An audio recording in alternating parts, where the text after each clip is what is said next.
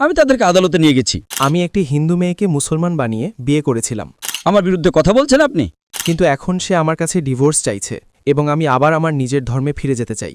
মুসলিম থেকে আবার হিন্দু হয়ে গেছে, কিন্তু স্যার আদালত তো তার পক্ষেই রায় দিচ্ছে। আপনি তো তার মাথায় বন্দুক রাখেননি। সব টাকা আমি ফিলিস্তিনের জন্য দান করে দিয়েছি, সব টাকা।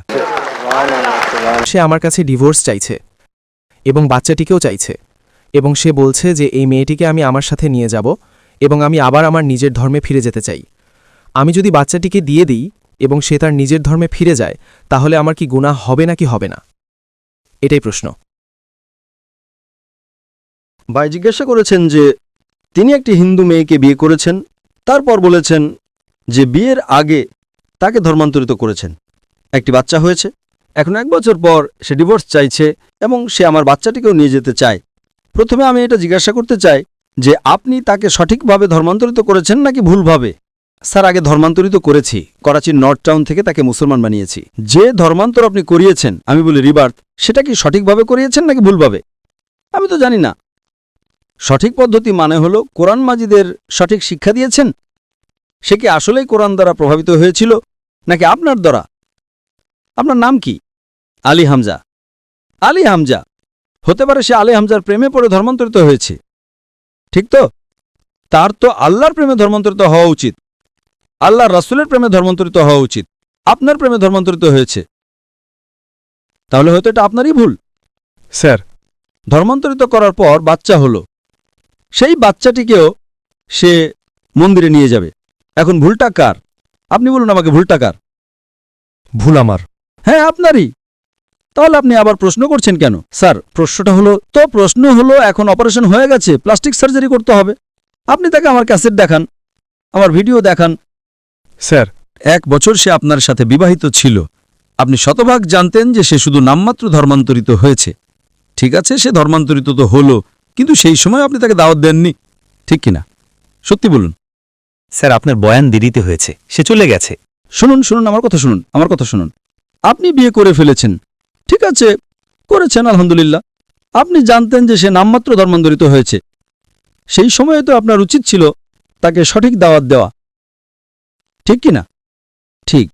আপনি বলেছেন ঠিক আছে, ধর্মান্তরিত তো হয়েছে, এখন সে জাহান্নামে যাক, কি আর আসে যায়। অর্থাৎ আপনি সূরা আল আসরের 3য় অংশ এর উপর আমল করেননি, ঠিক তো? ঠিক। জান্নাতে যাওয়ার জন্য আপনি নিজের স্ত্রীর সাথে এটা করেননি, তো আল্লাহর কাছে আগে ক্ষমা চাইতে হবে। এখন প্লাস্টিক সার্জারি করুন, আপনি বুঝলেন তো? জি স্যার।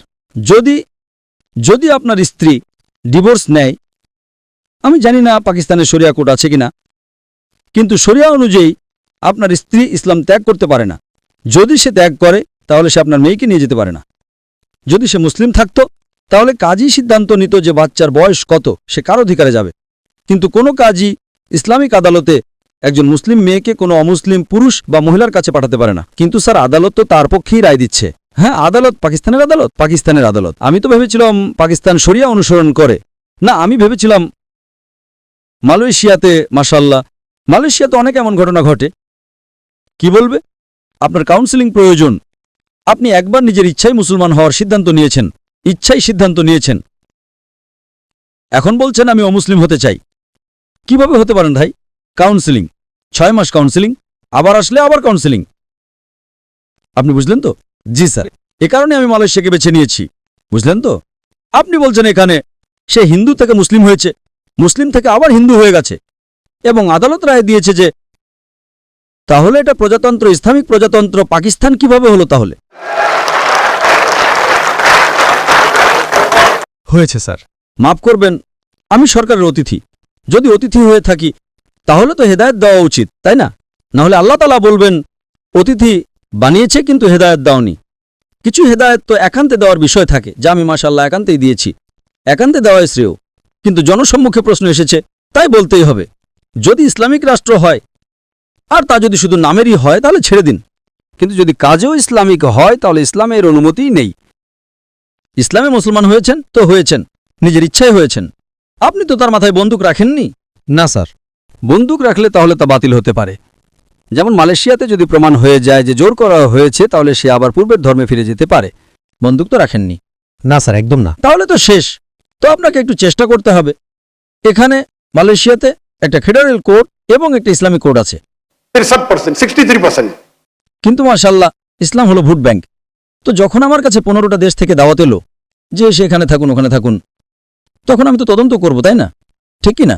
জি স্যার। তারা বুক ফুলিয়ে আমার জন্য দাঁড়িয়ে থাকে মাশাআল্লাহ। 4 বছরে 5 জন প্রধানমন্ত্রী মাশাআল্লাহ।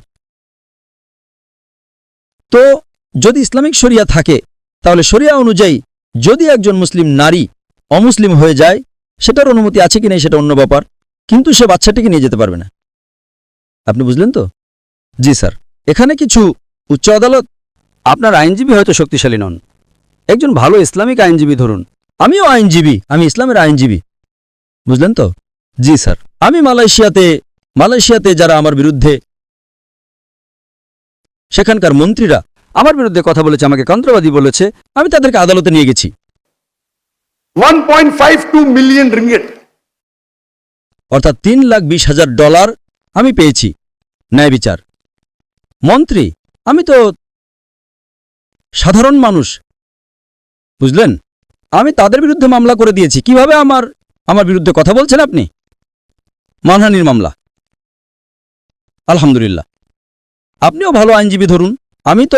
আমার আইনজীবীরা ভালো ছিলেন, কিন্তু আমি নিজেও মাশাআল্লাহ আদালতের ভিতরে আমি নিজেই, আমার আইনজীবীরা বলেন মাশাআল্লাহ আপনি যা বলেছেন আমাদের তো আর কথা বলার প্রয়োজন পড়েনি।